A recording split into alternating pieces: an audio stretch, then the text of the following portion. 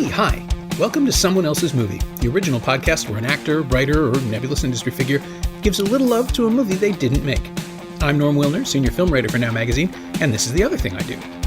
My guest this week is Phil Connell, a writer and director whose first feature, Jump Darling, stars Thomas Duplessis as Russell, a young drag performer at a personal and professional crossroads, abandoning his partner in Toronto to go out and see his grandmother in Prince Edward County and figure out what he wants and where he's going. It opened the Toronto Inside Out Film Festival last fall, and it's available on VOD today, with a bittersweet boost in visibility because it features the final screen performance of Cloris Leachman as Russell's grandmother.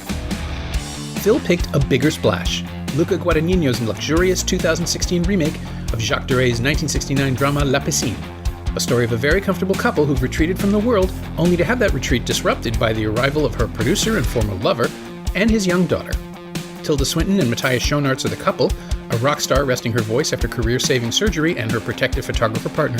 Ralph Fiennes and Dakota Johnson are the ex and the daughter, and all of them are on a collision course with one another.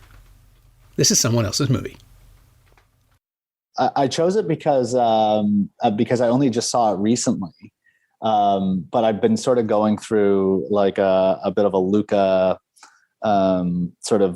I've seen a lot of Luca recently, so I felt like it was just I had enough to talk about. Like there was a wide enough range to dig into, not just the film itself, but kind of like to stretch it into some of the kind of like thematic elements and everything else that kind of the threads that are transcending, certainly I Am Love, and which I watched many years ago, but watched again recently.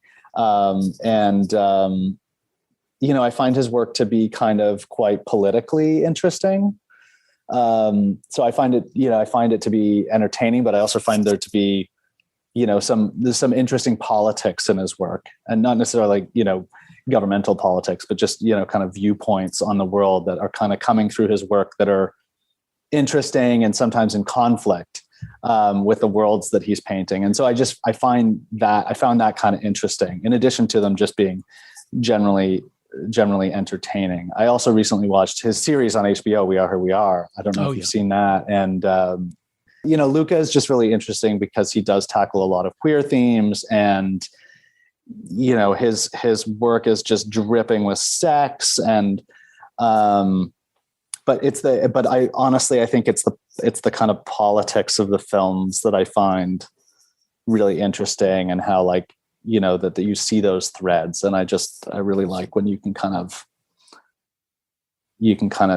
feel like you're getting a sense of this, a bit of the psyche of the filmmaker, through the work. Yeah, that's a good way to put it. Certainly the two, they were made almost back to back, A Bigger Splash and Call Me By Your Name. And they're both about snakes in the garden, kind of, these perfect idyllic worlds that are invaded by outsiders who don't necessarily mean to destroy, but can't help but unbalance the comfort of everyone involved. And what struck me about A Bigger Splash, just rewatching it the other night, was that this is the movie. Not only is there a snake in the garden daily, they tell us they get these snakes all the time, but it just sort of wears its conflict openly in a way that his other films don't. Like it's so happy to have Ralph Fiennes running around being a chaos agent, and to the point where we're being seduced by him as well. The film is already seduced by him, and Guadagnino just sorry, I'm going to butcher his name every time. I'm not a native Italian speaker. I actually have trouble saying it. I'm never sure I'm saying it correctly. Yeah, I think it's Guadagnino. Guadagnino, yeah, Guadagnino. Exactly. It's like, which consonants am I supposed to leave out? Yeah. But he's encouraging, like, he's already besotted with this performance. And I get it, because who wouldn't be? Like, what filmmaker would want to capture that? But yeah, Fiennes' character performs the same function as Armie Hammer's in Call Me By Your Name, which is to show up and take what he wants. And we later realize, that's not charming. That's actually horrible. Call Me By Your Name is a very delicate, beautiful depiction of what could be easily construed as child abuse, as grooming and pedophilia. It's not presented that way because we're watching this filtered memory of a relationship that's a coming of age story to the character, but objectively it's problematic. And the thing about A Bigger Splash, I think, that makes it more okay, although there is that revelation of a character's actual age, is that it's a hedonistic film from the get-go and everybody's sort of already into it. That's not enough to excuse it, but it is a context that people are operating in within the world of the film that sort of makes it better, I guess. Mm-hmm. That's interesting. Like Call Me by Your Name, which I saw when it came out, and it's like less in my head. Like I have a less like concrete memories of all the different pieces of it, obviously, but I actually read the book fairly recently, which I've read after. Yeah. But I remember, obviously seeing Call Me by Your Name, that those feelings of like, oh, this is a bit uncomfortable, was something that I was feeling as well. But yeah, it really wasn't much talked about, like that aspect of it. Like the love story aspect of it was seemingly very widely embraced. And, the beauty of it and just the way it was, presented and sketched out, that aspect of it was, the sort of uncomfortable age difference aspect just wasn't really explored. And I think a lot of that, frankly, is a testament to the strength of Chalamet's performance in that film. Like he's just so, he's just got this incredible charisma, this sexual charisma as well, that I think is very, that is just jumps off the screen for, I think, I shouldn't speak for every viewer, but I feel like that was very, obviously launched him into the stratosphere for a reason. And, but now thinking about A Bigger Splash, you're talking about that aspect and the relationship between the two films, the sort of the underage or the teenage, the teenage female character who gets together in Bigger Splash in an implied way. I guess in fact, I watched it again and I was like, so are we supposed to think that they did or they didn't, or, like they do leave it ambiguous.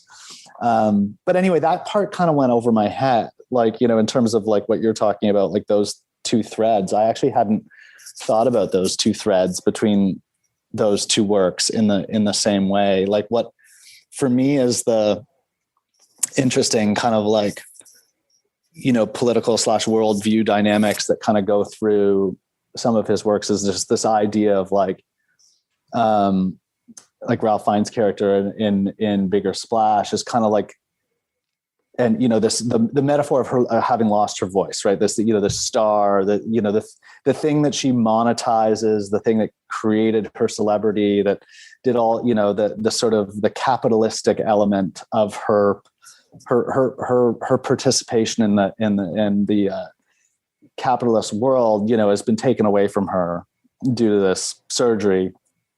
And, she's sort of settled into this kind of, let's leave aside for a sec that it's decadent, but settled into kind of like a simpler existence, right? I'm going to live on the land. I'm going to enjoy food. I'm going to enjoy swimming. I'm going to enjoy sex. I'm going to, you can describe that as hedonistic or decadent. And, I think that has to do with the context, but, and then you've got kind of Ralph Fiennes like swooping in with kind of the, like, when are you going to get your voice back? When are we going to get back on the train? And, kind of this, almost the Americanism aspect, ownership, money, forward momentum, all this kind of thing, pace. And, those are themes more so that I see in I Am Love, right? Like the rejection of establishment ways of thinking, the rejection of wealth, the rejection of, the rejection of gender, or traditional views of gender, that kind of happens in I Am Love. And, those ideas are much more sketched out in that film, but I just find it interesting how, Ralph Fiennes' character in Bigger Splash is this like charismatic kind of successful, take what he can, knows he's obscene and is okay with it, and is also highly entertaining and enjoyable as a person, but also is a little bit disgusting, and like, that's kind of like, I hate to say it, like, that's kind of like, I don't know. I just see this sort of, and all of his films have Americans coming into Italy, or all of his, and We Are Who We Are is the same thing, except it's an American army base. I don't know if you've seen it, but no, I'm not, sadly have not had the time to catch up. It's really interesting because it's like that piece is like set in Italy, and it's set on an American army base, and it's about a bunch of army brats who like travel around the world with their parents who are soldiers to these, remote army bases. In that case, it's like, so it's this queer kid and his mom and his mom's the new Chloe Sevigny is the new colonel on the base, like the new head of the base or whatever. So that one kind of flips the script a little bit, but like this whole notion, like I sort of feel like there's this European versus American kind of worldview thing that happens in his work. Oh, I think so. I find that I just find that really interesting. It's all over Suspiria too. I mean, I'm not a fan of the film at all. I watched it this weekend in preparation. Okay, the Swinton Johnson reunion is kind of interesting, and it is like, right. I am amazed that the Tilda Swinton, who is great in everything and has been all along, actually does seem to really relish the work she does with Guadagnino more than anybody else. Like, she really comes to life in his films, even when she's playing, an 83-year-old German man in Suspiria. There's a sense of play that comes out in her, and that the one thing that the remake does that the original doesn't do is really kind of rip into the idea that it is a story of a foreigner. It is an American in Germany. Like Jessica Harper's version of the character is just so traumatized and frightened from the very beginning that there's no sense of displacement or any of that stuff. And Guadagnino's movie, by adding an hour to the running time, just adds all the other stuff in the Bader Meinhof things going on, that there's a real sense of an American not knowing how to act and what to do in a foreign land, which, and of course, Fiennes' character has the opposite problem. He doesn't actually care about what he's doing. And I think he's supposed to be American, but with Fiennes, you can never really tell. There's a sense that he came over, from London in the 70s and just never left, and is that's true. Yeah. Thoroughly Americanized. But he is, for all intents and purposes, he is the ugly American in this world. Right. Paul, I think, is they meet in New York. I think he's supposed to be from New York, but that doesn't really come through either. I had the same issue with that. I'm like, is he American? Like, I can't, it's like, yes, he's American. I'm like, I guess he's American, they meet in New York. But I had the same issue. I wasn't really sure where we were supposed to think he was from. But again, I still thought, like, regardless of that, I still felt like the tension was there. Like, you sort of feel like she just is done. You feel like she is, in her rejection of him is, just as much a rejection of, that life,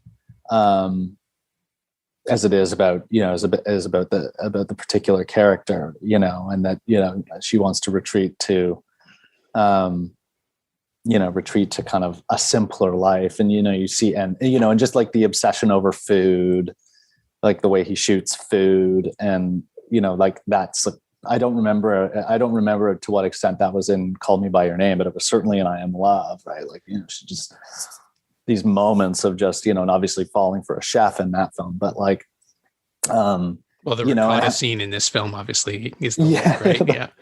Right. And like, and just like the driving, the driving off into the hills, right? Like the way he kind of,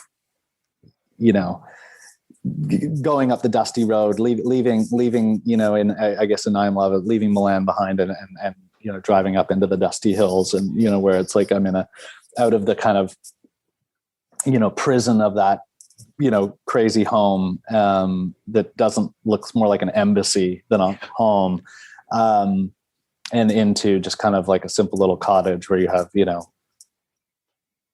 just the bare necessities, and kind of, and in I Am Love, what's interesting too is, like, I've never seen Tilda Swinton looks, she just looks like such a porcelain doll, like, just the way they put, and as she sheds that, at the end is just so compelling, when you think of, especially when you put it in the context of today's, like, gender politics and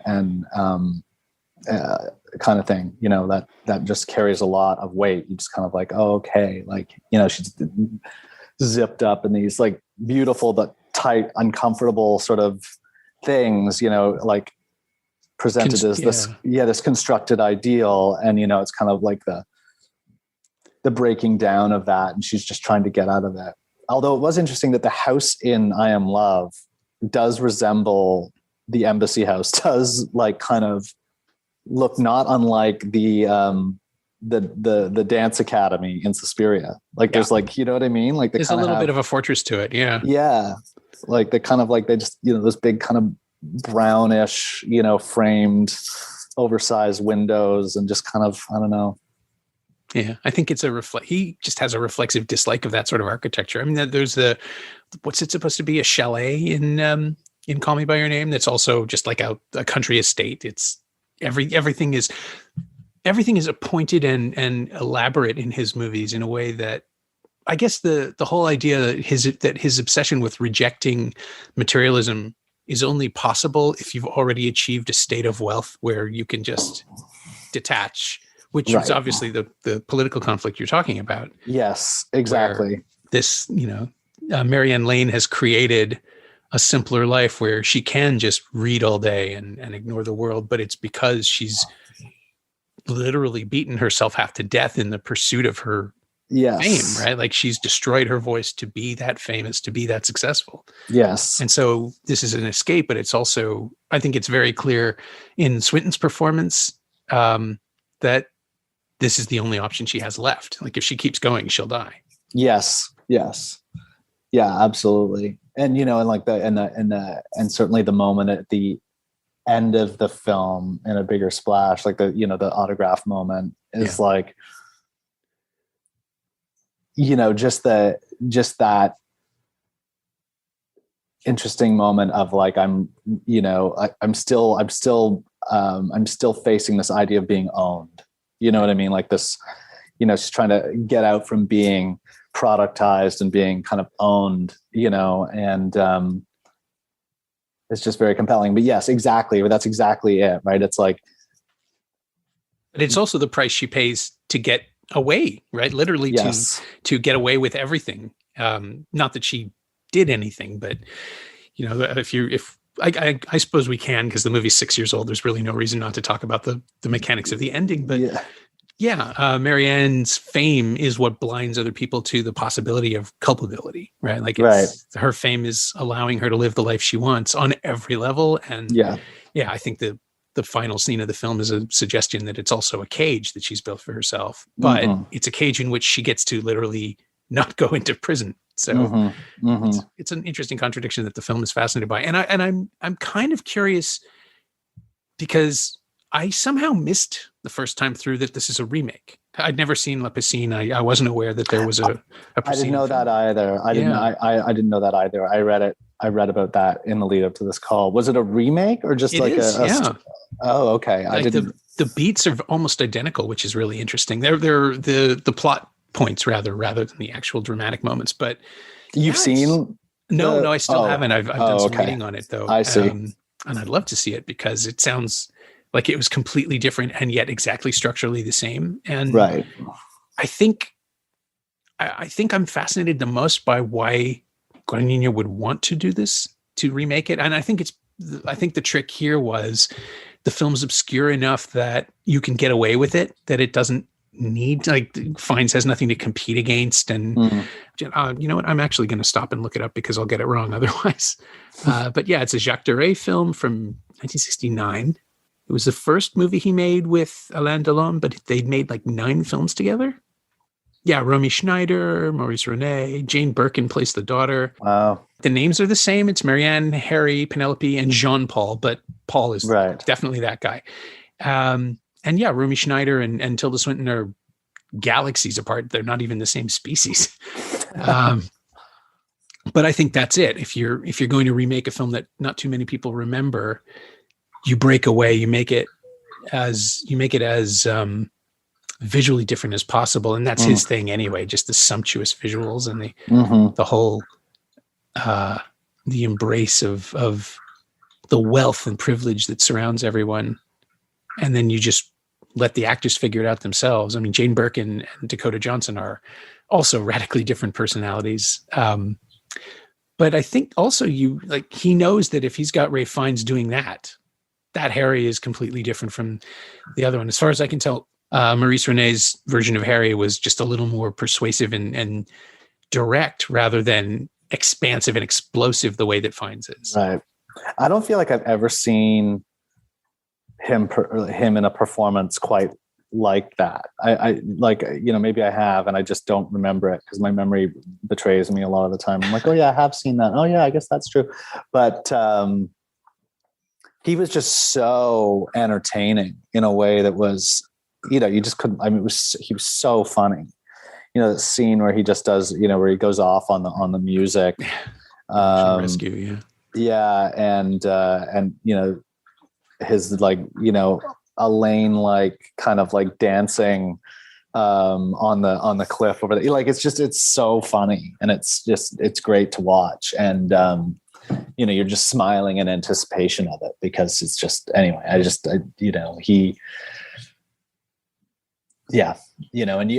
what's great about it too is that as a viewer, his charisma and his wackiness is so infectious that you can totally understand, why the characters feel that way. You really are, you feel like you're living the film in that sense, in terms of Tilda Swinton's conflict with oh God, here he is. Oh my God, I'm not gonna be able to look away. Oh God, am I gonna fall under the spell again? The trick, I think, to Harry is that Fiennes knows what he's doing. He is somehow, it's that thing that I've been talking about it a lot with Christopher Plummer lately, just because I've been talking about Christopher Plummer since he died. They both have a quality of allowing the audience to know how much fun they're having without breaking character.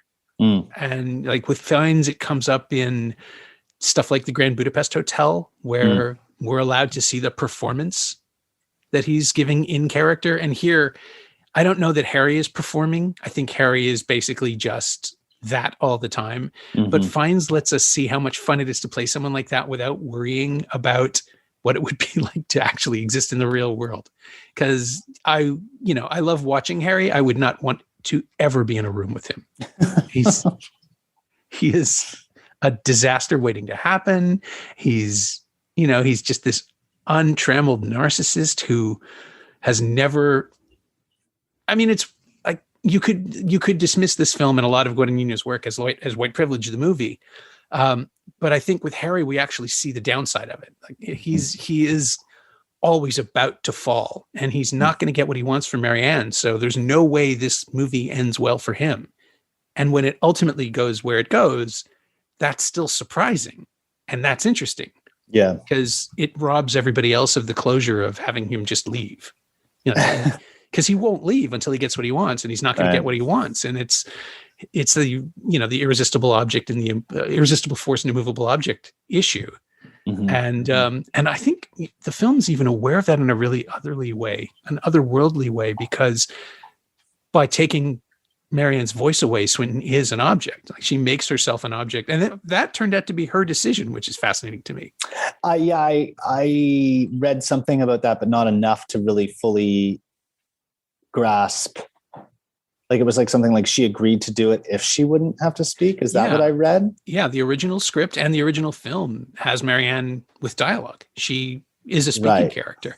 And Swinton said in an interview about a year later that she had run out of words in her own life.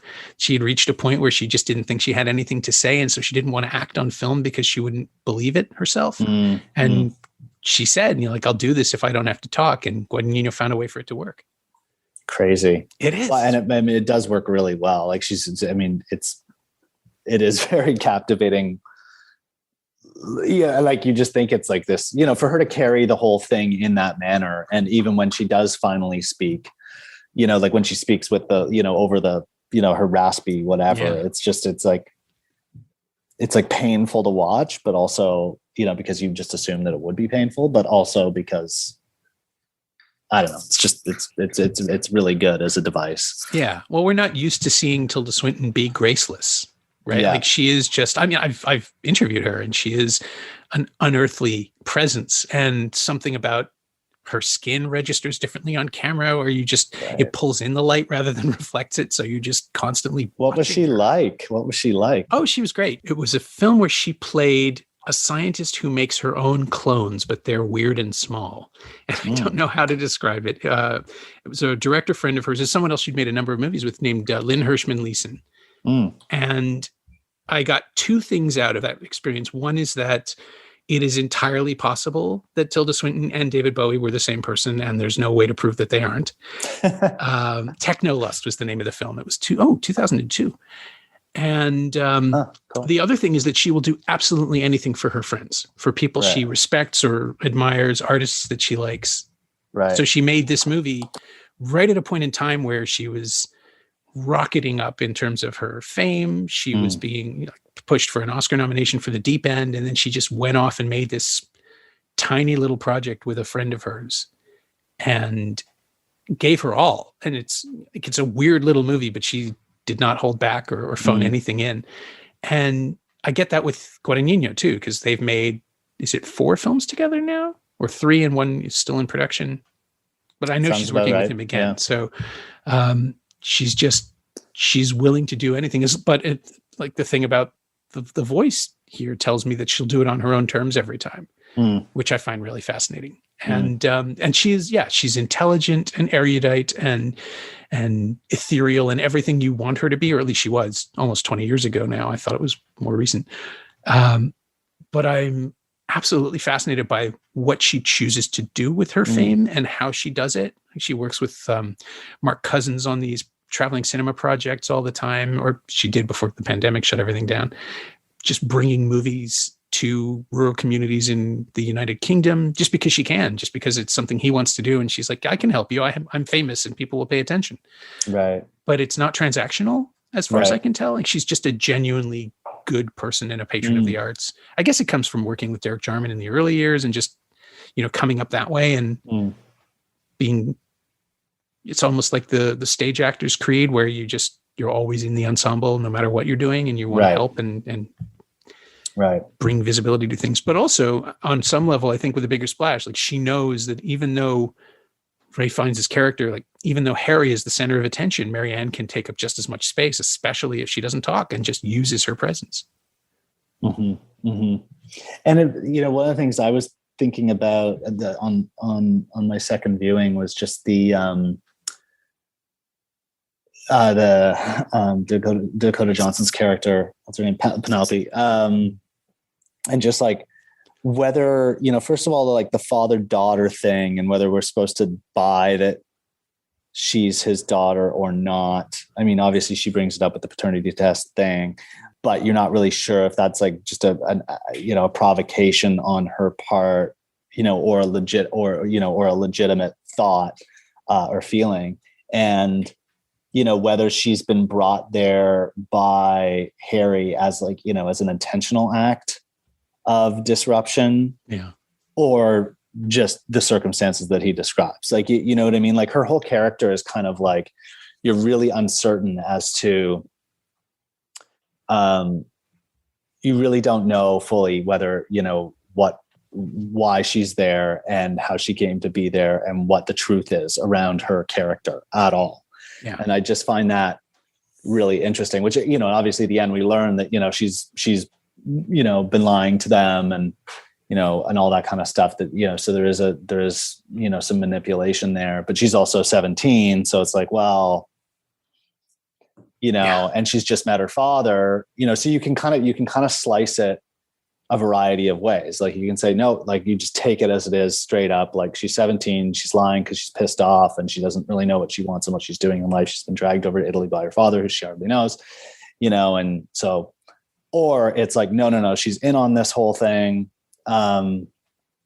And she's got her own agenda and she's pursuing that agenda. She doesn't seem particularly broken up when her father dies.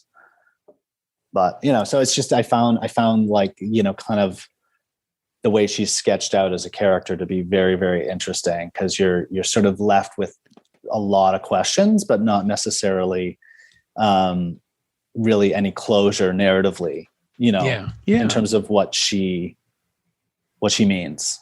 Yeah, I think this time through, I came away pretty confident that the fact that she is playing her own agenda and withholding things from people means she is Harry's daughter, because that's what he does. Like, they're either she learned it from him in this really short time, or it's innate and he's just passed that along. It makes perfect sense that she would do what she does and hide what she hides. Maybe the age thing. I mean, she keeps insisting she's 22, so people will take her seriously. And that is something a teenager would do. And the other thing, like, Johnson was 26, I think, when she made the film. So she's playing 10 years younger, which is harder to swallow. Yeah.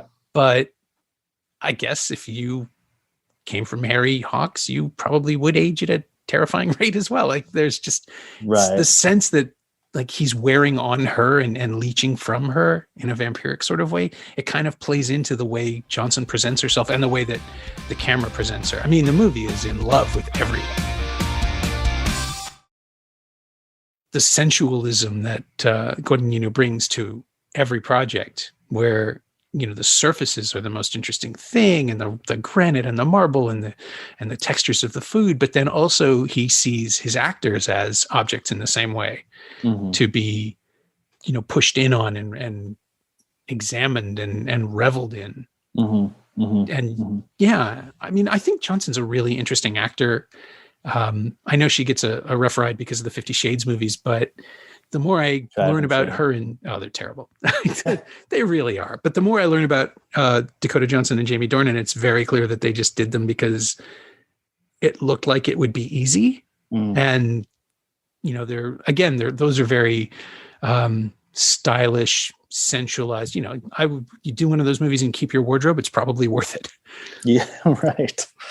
Right. But she's responding to something here. Like, she's just the fact that she's not being blown off the screen by three of the greatest actors of their respective generations is kind of impressive. Yeah, no, I mean, she's very captivating in the role. And, but she also, I also just find how she's got like this, there's like a simmering anger. There's a simmering anger in that character. And again, like, you can chalk that up to being a teenager. Although 17, I don't know, 17 often, that the angry stage is, to me, the angry stage is a little earlier than that, but maybe that's just my own experience. So I just, again, like, her character stays with me a lot because of how they kind of unleash it right at the end. How they by unleashing those facts, you're kind of like left with like, what was her participation in this? And what are we to take from that? It's just like it punctuates the whole thing in such a way as to think, that like it sort of feels like there's being weight lent to it, but you're not really sure how to process the weight. At least that was for me, or if it's just like, oh, this is interesting, we're closing the loop on her narrative, and there isn't a lot of meaning to it. I'm not sure. Well, with the transactional nature of Harry too, there's the possibility that, I mean, it seems pretty obvious that he's not just there to get Marianne back to work. He wants her. He wants to resume his position as her lover too, and take over from Paul, because he very, grandly let Paul meet her and made it possible for that relationship to happen after he and Marianne broke up. And so in that case, you can interpret that Penn is there for Paul, right? Like, as a distraction or as a consolation prize, which like that he's brought, exactly. Yeah. Like he's brought her there as he's brought her he's brought her to be like the sort of the forbidden fruit or whatever, to be, or the unforbidden fruit. Yeah. Is he giving her to Paul, or is he putting her in Paul's way as a temptation to discredit him? It's ambiguous, because with Harry, it could be all of it. Like, he offers, like, again, it's Fiennes' performance, but the mania that this man has gives me the sense that he was considering all of these things in the moment, and it's not even clear what his original plan was, or if he just thought, oh, I'll bring her, and that was where it stopped for him. Right. And I'm not fucking my daughters. That I believe. Yeah, no, me too. But it's just so funny. You're obscene. Of course, everybody's obscene. Which, for me, that was like the, big line in the movie. For the, in terms of the grander picture we were talking about earlier, in terms of like the politics, right? Like this idea of obscenity and taking and what we can get and amassing, and whether that's celebrity or decadence or lovers or whatever. But like, to me, that was very telling in terms of, some of the ideas he was exploring, or the tensions he personally has about,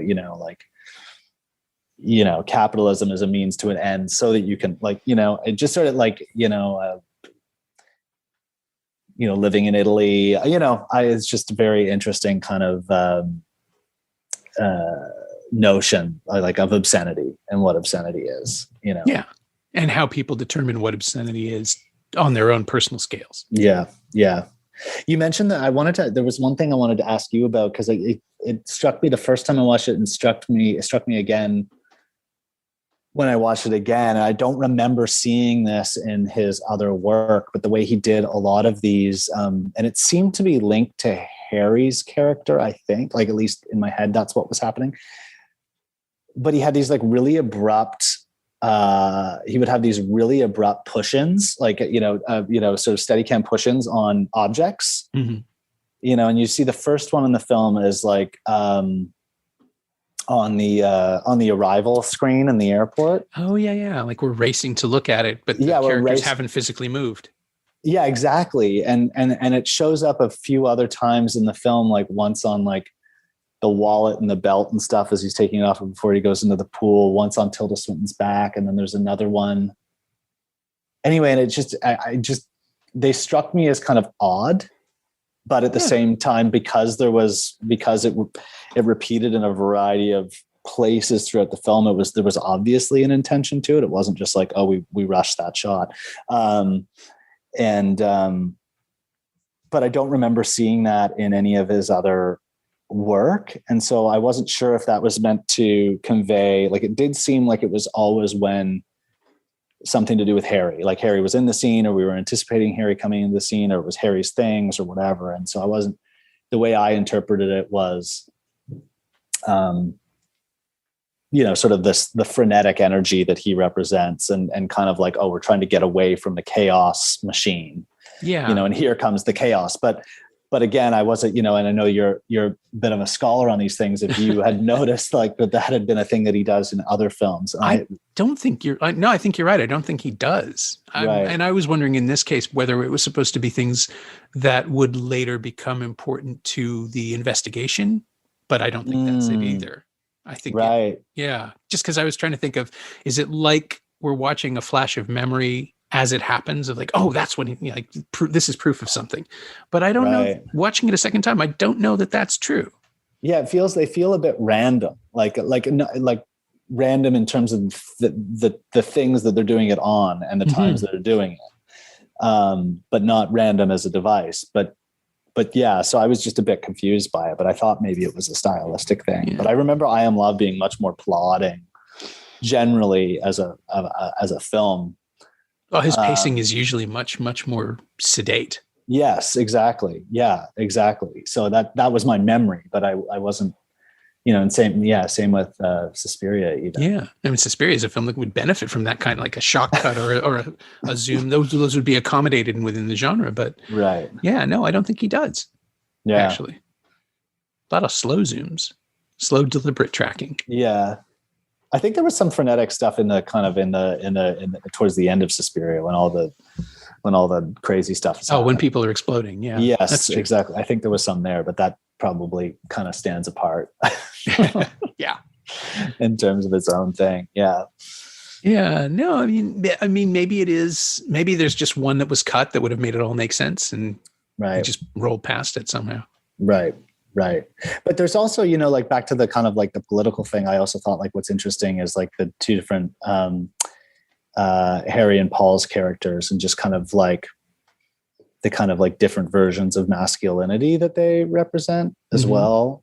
is something that is interesting. I guess more in terms of how they live their life. I mean, they're both, we don't really totally get the sense that, like, there's a caregiving aspect to Paul. Like there's a real, like there's this, this sort of, they look after each other, in a more human way, as opposed to in a like bolster each other's role in the world sort of way, which seems like more of the role that, the kind of relationship that she and Harry had, right? And drugs and, amplifying and sort of amplifying each other, and so I think that's interesting too, like the fact that he's had, mental health crisis and, and that's from the filmmaker's point of view, that is not necessarily, that makes him attractive to Tilda Swinton, like, this vulnerability, that they both have by virtue of ailments, over time, is actually like something that's drawing the two of them together. So I think that is, again, kind of plays into, some of the ideas that maybe he struggles with as a filmmaker that you see in some of the other movies. The romance of someone who's rebuilt themselves. Yeah. Yeah. And just also like the nature of how the relationship itself is built. Like, it's like, oh, we're looking after each other as opposed to benefiting from each other. Yeah. Well, Paul is absolutely a nurturer and Harry's a parasite. Yeah. It's not even a symbiotic relationship. It's right. He takes, and maybe he helps in production to make Marianne better, but she's already pretty great. Right. So yeah, he's just there to resume that role, and Paul can see right through him. Right. Although I had a friend of mine who's kind of a bit of a cinephile, and one of her struggles with The Bigger Splash was that she had trouble buying Tilda Swinton as the pop star.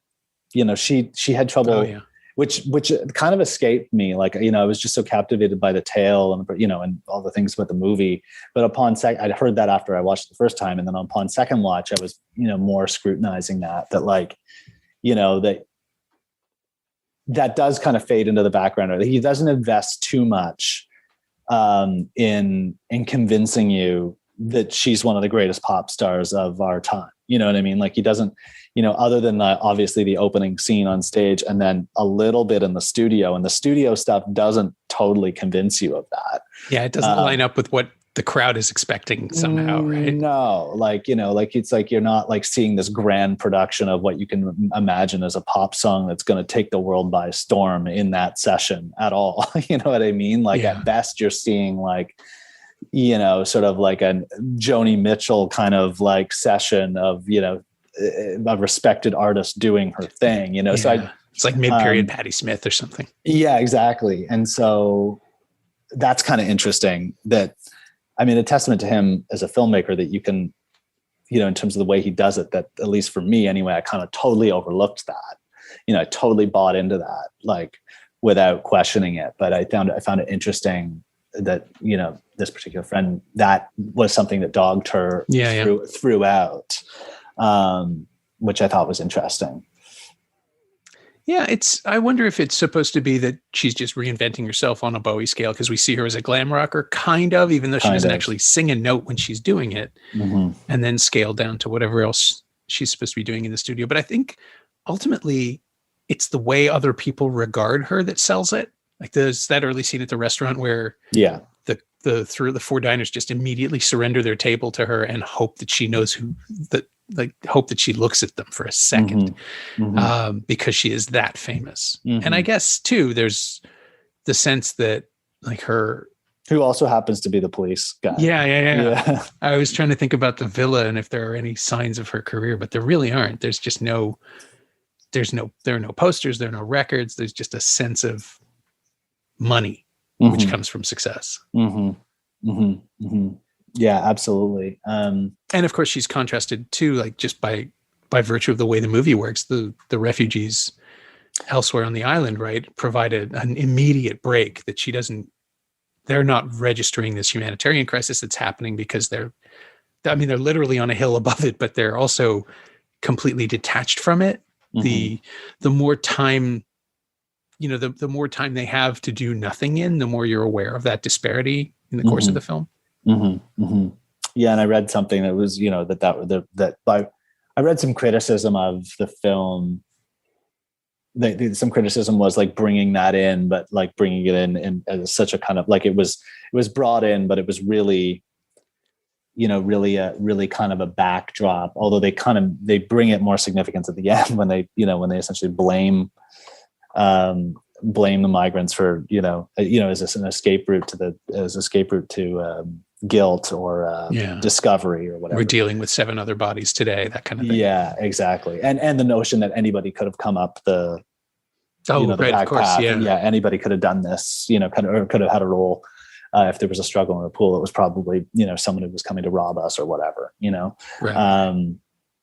So it was interesting, again, kind of paying lip service to the notion of blaming migrants, so there's an awareness of the, the decadence there, but it only goes so far. Right. Well, I can see that. Which was some criticism I read, but again, wasn't obvious to me necessarily as I watched it, that was, probably because I'm watching it from a place of white privilege more. Well, yeah, but also so much of Guadagnino's aesthetic is about ignoring reality, right? Like just bask in the thing that you're seeing and feel the love and feel the romance and feel the opulence.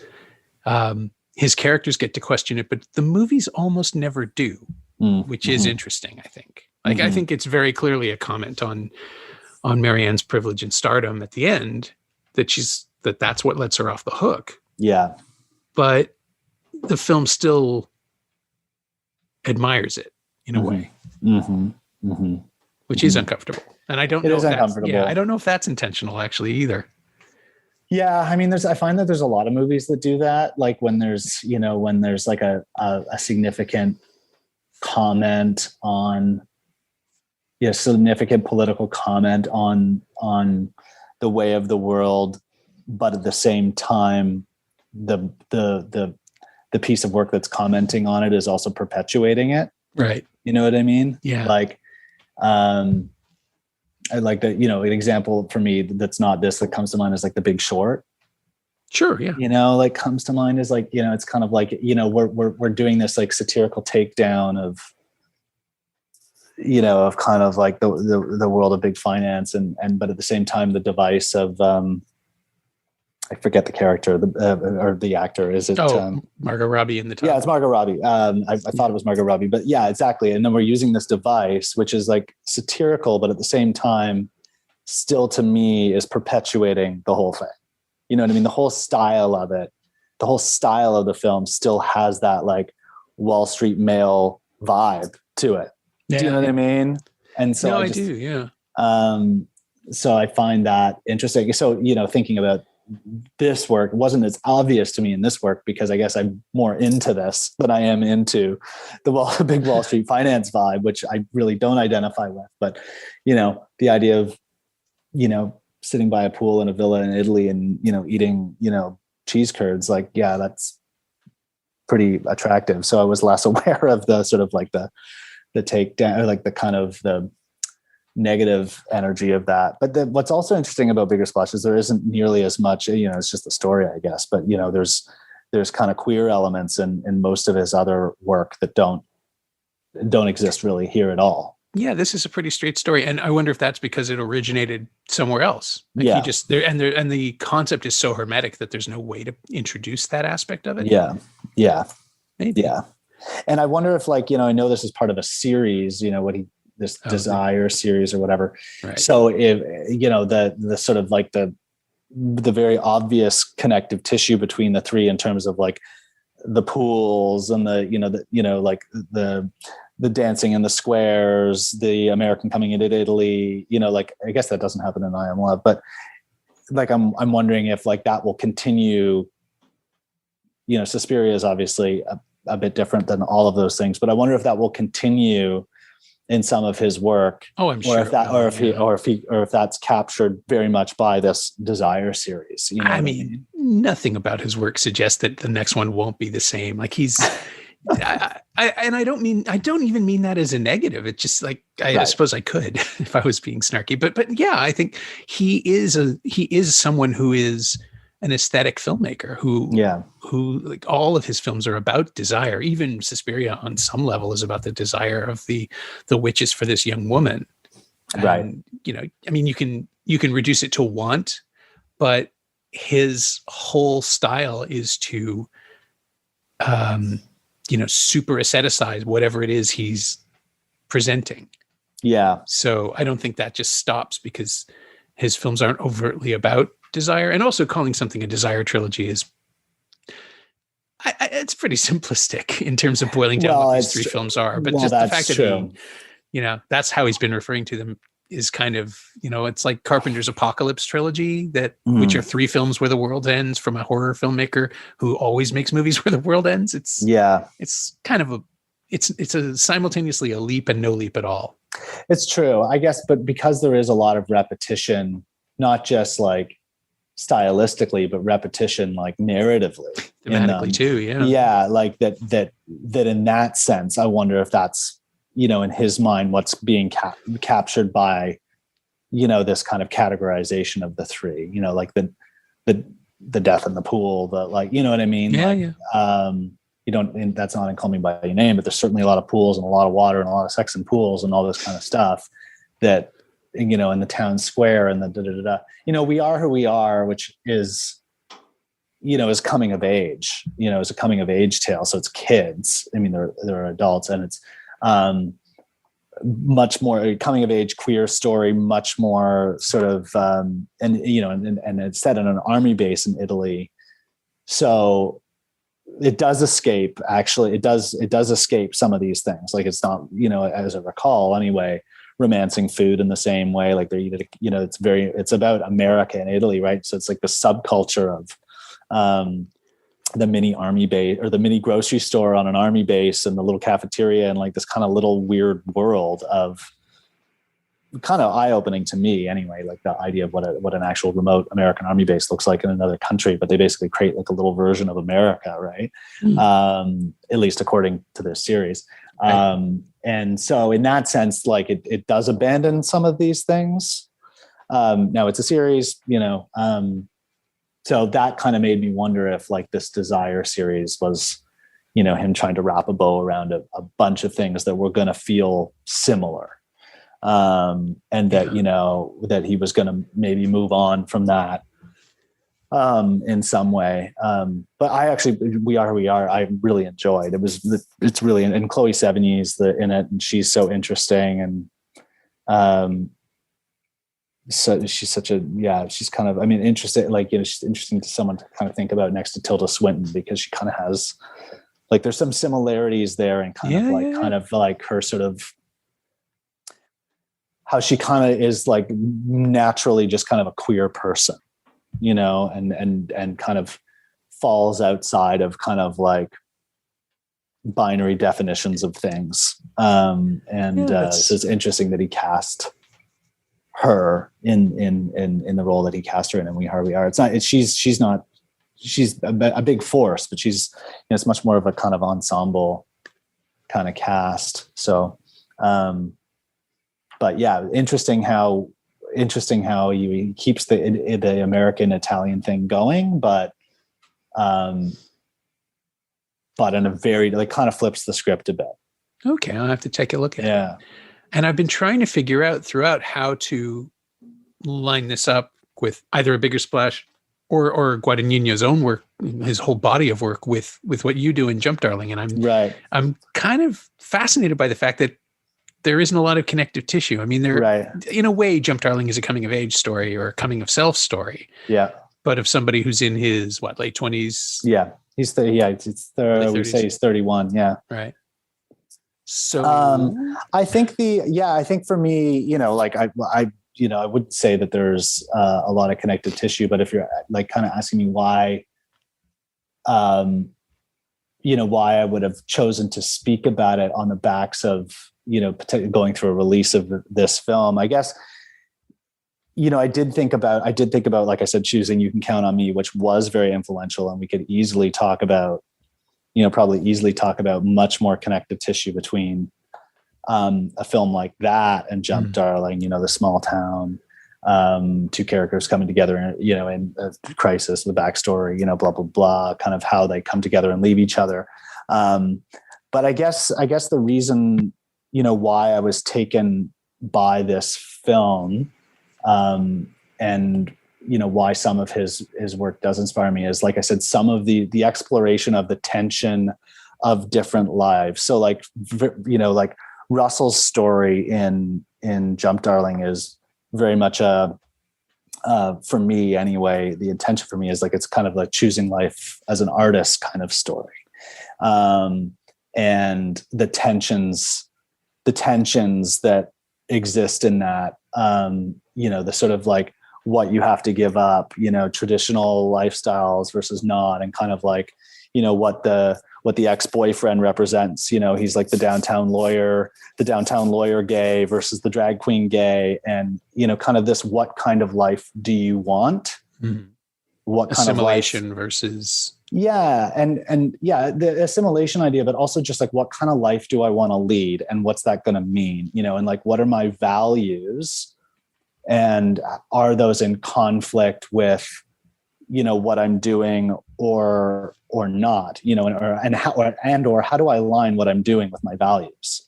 And the struggle with that. And so to me, if I were to draw any kind of connective tissue between this conversation and The Bigger Splash and, the things that interest me and some of the things that are in Jump Darling, it would be those things. It would be the sort of inside baseball aspects of the kind of queer story going on in Jump Darling, the end of life story, the family drama thing. No, not really. That doesn't really connect. And I was just family, but I am sort of interested in the sort of the sort of politics of films and kind of what they say about how we choose to live our lives and what that says about the people making them and the ideas that are explored around there. And so, I don't pay a ton of attention to that in my movie. There's not a ton of room for that. Like the beating heart of the film is really the relationship between Margaret and Russell. And,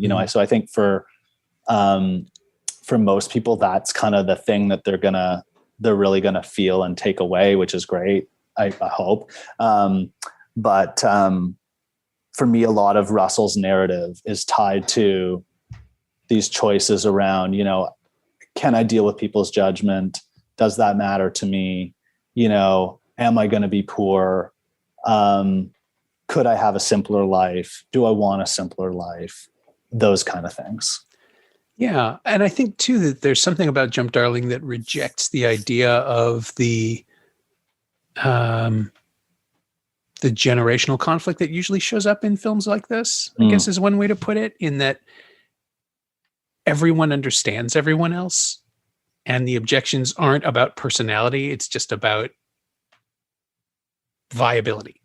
Mm-hmm. His grandmother is unfailingly supportive. His mom is not unsupportive, but just concerned, right? Like she wants to make sure he'll be okay. And that's something that does not often get the kind of texture that you gave it. It's usually just like one line of dialogue about how someone never got along with their dad, or that's it. And it's the character doesn't even appear, right? Like it's all backstory. And here making that an active part of it, where every character in the movie wants the best for every other character. That's really interesting. And that's not something you see very often. So I was really gratified to see that. And I was trying to figure out if I could hammer it together into Michael Stuhlbarg in Call Me By Your Name, who spends the entire film just watching and holding back on what it is that he can tell his son that will help, but he has to wait until his son is destroyed before he can rebuild him with that story. Right. And that's tragic in its own way. And then we have what Linda Cash does in Jump Darling, which is just watch from the sidelines, knowing like deep in her heart that it's not going to go the way he wants it to, and still hoping he'll be happy doing it. That's a really lovely grace note that I was not expecting.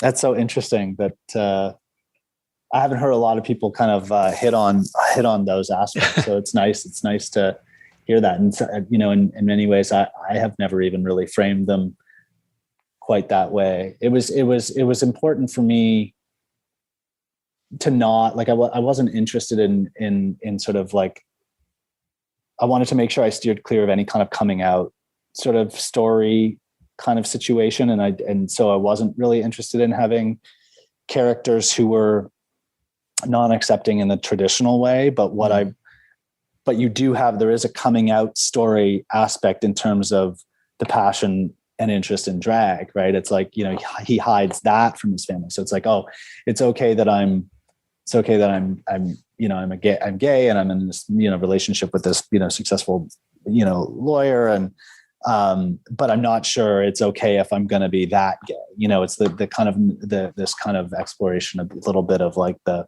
politics of how gay is too gay. And, you know, like, like you said, the assimilation versus, you know, kind of like the more performative, you know, the more, yeah, like, you know, am I a heteronormative gay, or am I a queer kind of crusader? You know, am I fighting on the edge, you know, on the fringe for, you know, to kind of move things forward. You know, which is, I think, something that I didn't necessarily set out to do, but is just, you know, one of my own tensions, my own life that I think came through, you know, in the work, you know. And again, maybe that's why I was interested in Bigger Splash, because you see like that idea of like, he's commenting on and sort of questioning, you know, a lot of kind of capitalistic kind of pursuits and values, while at the same time, like taking comfort in the benefits of them, you know? And so, you know, so I think that's what, but it's interesting what you said about like Linda Cash's character with Ian, sort of knowing that feeling in her heart that he won't be successful. I haven't heard that before. I think it comes through in the performance, the concern that she expresses, like it's coming from a real place of pain. Right. Like it felt like she's genuinely worried. She's not pressuring him. Yeah. Right. Like it doesn't feel artificial. It feels like a genuine worry. Yeah. Like her instinct is to, and her desire is to be supportive and to be loving. But yes, she has deep concerns about what that will mean for his future. You know, and again, that probably comes very much from, you know, my life, and, you know, my mother in many ways is like that, you know, kind of like, and again, with respect to, you know, a creative life and choosing a creative life, you know, kind of like absolutely supportive, but like, boy, wouldn't it just be easier if you did this other thing, you know, which then that is obviously not a new idea. Like there's nothing new and particularly special about that notion. You see that kind of idea creep up in any story, or I shouldn't say any story, but lots of stories that about artists, you know, becoming artists, you know, families or people in their lives that, you know, either don't think they'll be successful or wonder, you know, what that will mean for their life, and, you know, and make their life more difficult, and all that kind of stuff. But you kind of wrap that into a queer lens, and you've kind of got like a double whammy, right? Because it's like, you know, it's like, that's going to be a difficult life and that's going to be a difficult life, and you put two difficult lives together, and, you know, you've made it extra hard for yourself, you know, kind of thing. And so I think that's where, so I guess that's why I wanted to take any kind of, I wasn't interested in having a family that wasn't supportive of his, you know, sexuality, because to me, it muddied the waters. My thanks to Phil Connell, whose first feature, Jump Darling, is now available on VOD platforms across North America. Thanks also to Angie Power. She knows what she did. You can find Phil on Twitter at LogLady78, all one word, LOGLADY, and the numerals 7 and 8. And you can find A Bigger Splash on DVD from Elevation Pictures in Canada and from 20th Century Fox Home Entertainment in the United States. It's also available on Apple TV and Google Play, and in Canada, it's streaming for free on Tubi. As always, you can find me on Twitter at Norm Wilner and elsewhere on the internet at nowtoronto.com, where I'm hosting a bunch of podcasts these days and writing the weekly Now streaming newsletter, to which you can subscribe at nowtoronto.substack.com. And you can find this podcast on Twitter at Semcast, S-E-M-cast, and on the web at someoneelsesmovie.com. Our theme song is by The Last Year. If you like it or the show in general, please say so. Leave a review on Apple Podcasts or Google Podcasts or wherever you've been enjoying us. Every little bit helps, it truly does. And check out the other shows on the Frequency Podcast Network while you're there. Stay inside, watch movies, wear a mask if you go out.